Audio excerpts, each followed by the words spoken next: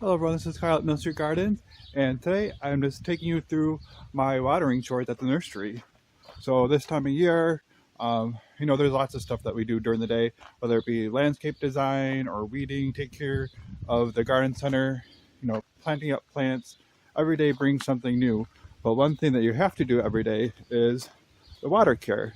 So uh, figured some people might find that interesting, so I thought I would share that with you. Now, the first thing I'm doing right now is I'm going around and I'm looking to see if there's any like emergencies or plants that need to be watered.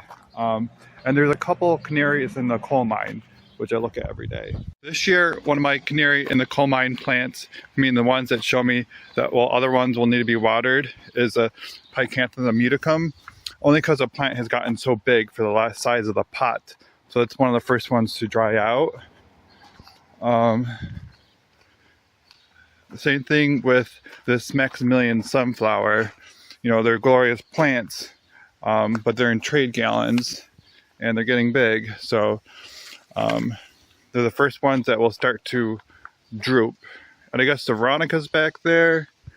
And for some reason too, these golden nine barks, which I actually did chop back because the plants were getting so big to make it a little bit easier to take care of in the containers. We have a lot of these retractable hoses at the garden center. They make it a lot easier to water. No one wants to keep on reeling up a hose. Since there wasn't any plants that were really drooping, they all have some moisture left in the pots. We start at the beginning of the garden center and we literally just work our ways to the back just to make sure that the plants on the sales floor look good before we worry about the plants that are in the production area.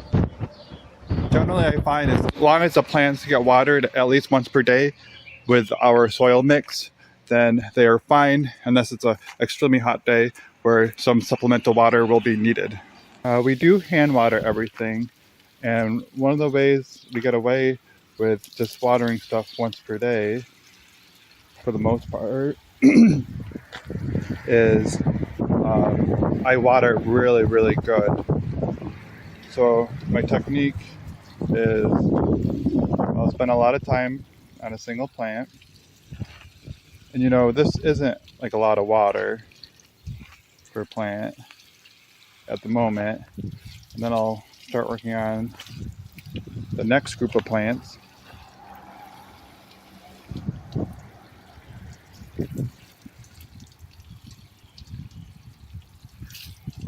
Like this.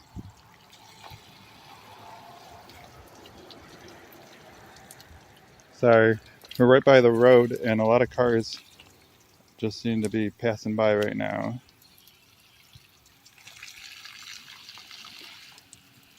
Sometimes I'll do a whole bunch like this.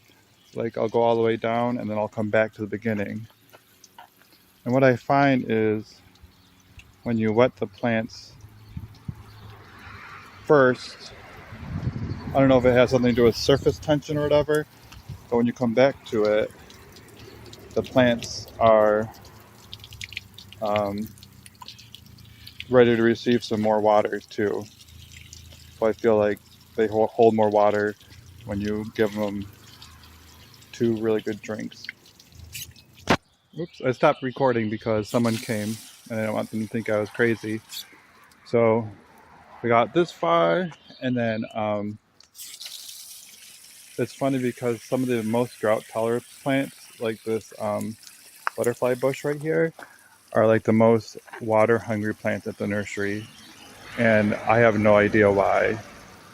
As you can see, it's already starting to wilt, and it got a lot of water yesterday, so I'm doing my little technique where I just kind of go in between 2 plants over and over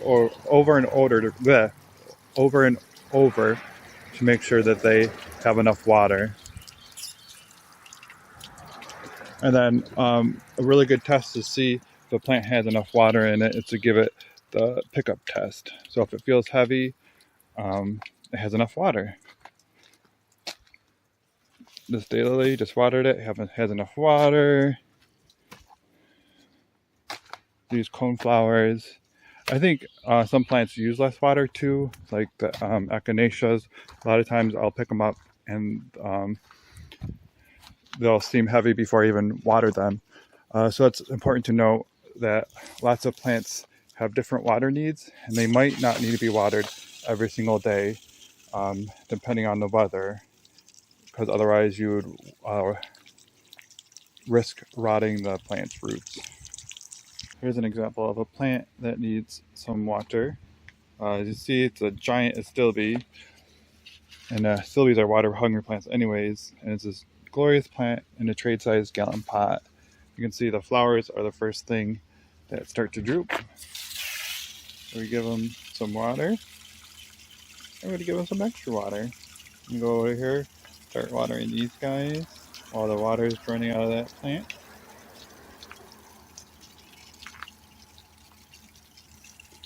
And then I'm going to hit him back, give him some more water. And then I really want to make sure that he gets nice and full water and heavy. So I'm just going to keep on coming back to him. Give him another drink.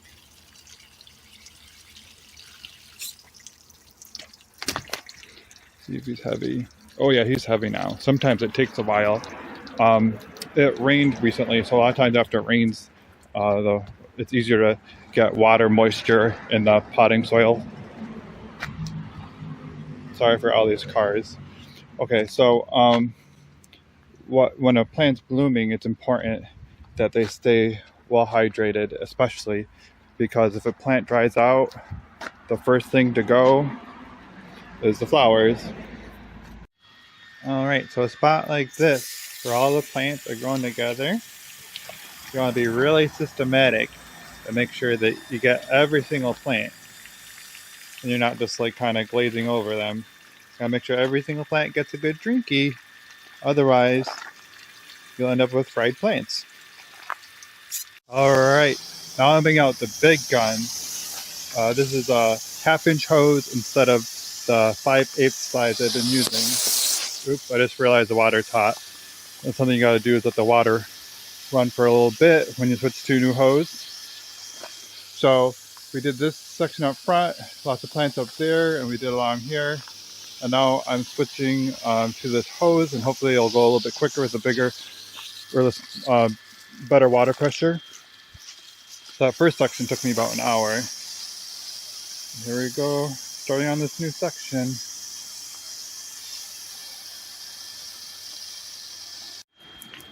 Isn't this a beautiful honeysuckle? All right, so we're just watering today, but something that we got to do a couple times a week is our fertilizer. How much water that hose is doing compared to the other one.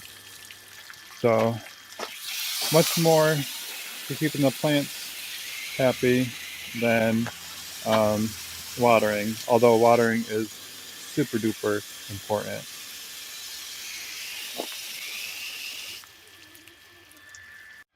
Gotta water the trees.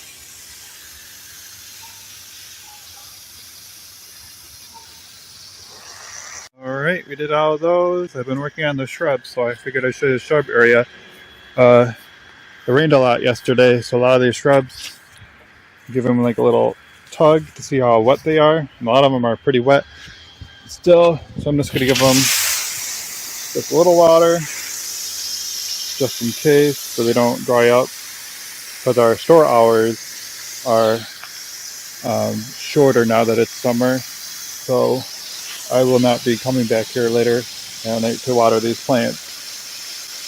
Very similar to watering the perennials. They all just require a little bit more water. The bigger the plant, the more water it'll need to get through the day. And here's our dramatic butterfly bushes. I don't know if it has something to do with like a lot of this growth is just new growth. So the new growth is more prone to being dramatic, or maybe it uses a lot more moisture as it's developing. Yep, already did these shrubs over here. Just working on finishing these guys, and then I got that area over there, but I have to grab a hose that's longer before I do that area. All right, so now we're working on our hoop house. Our hoop house is actually pretty empty because it gets way too hot in here during the day. The last section, we just added this hose thing, which is just, we already had this hose reel and we already had the post. We just put them in the ground so we can access our last watering area over here. All right, so it's actually only been about 3 hours since I started, and this is our last area. And this is a lot of the new stuff that we propagated from seed this year. I can give you a little tour of it. It's only been 3 hours to get everything watered because I haven't really been interrupted. There's been 2 visitors, but they were just kind of quick and go. So we have our Achillea millefolium, the native yarrow. We have some spotted bee balm that we grew from seed. Some hops plants, but I learned that hops are male or female, so I'm not sure what to do with them yet because you gotta know which one you're selling. The New York State ironweed. Yeah, anise hyssop. That's what this guy is right here. And on this side we have the Echinacea purpurea.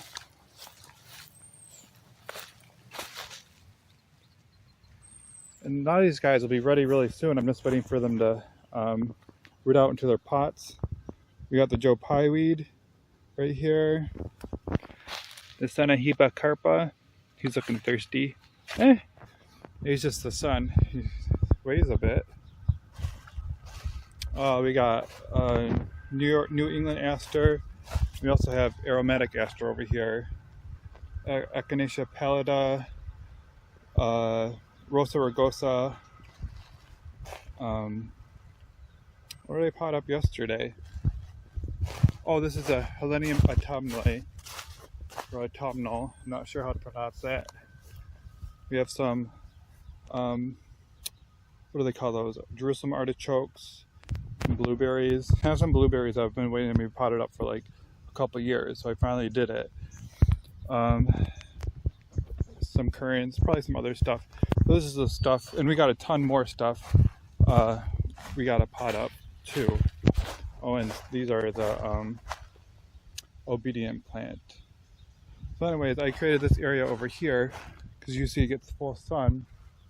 But the hoop house, in addition to it getting too hot, it's also right next to this tree line right here. So see how there's a shadow from the tree line? As the summer progresses, the angle of the sun will put these hoop houses into the shade for most of the day. So right now the shade house actually gets only about, which is the one on the right hand side over here, only gets a couple hours of sun a day, and it's very bright afternoon sun. And this, our sun house that we use to grow sun perennials during the spring, it still gets a decent amount of sun. But in years past, when I grew stuff like this, it always rotted inside there because it did not get enough sun. So this year, I'm glad that we made the transition to start growing our stuff out here in the full sun, where it'll get the sun that it needs to prosper. For example, this New York State ironweed that we have growing right here. Last year I tried growing it from seed and it all rotted before I even had a chance to bump it up. So it's already, things are already doing better than they were last year. All right, so thank you for sticking around. If you found that video interesting, that's our water chores for the day. I still need to finish this area right here, so it's going to take me about 3.5 hours to get everything in the nursery watered, which is pretty good. And if it was an extreme hot day, like in the high 90s or 100 or something, obviously I would need to go back and double do a lot of this stuff. So anyways, if you like our videos and you're not subscribed, make sure that you subscribe to the channel and that you like this video and leave a comment. Thank you.